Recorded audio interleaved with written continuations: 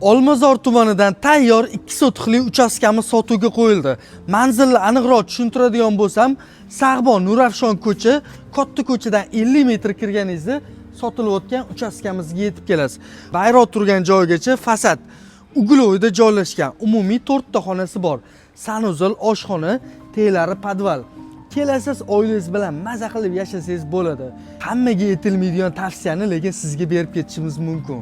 Egalarning aytishlari bo'yicha bu mahallada xususiy bog'cha, maktab yo'q ekan.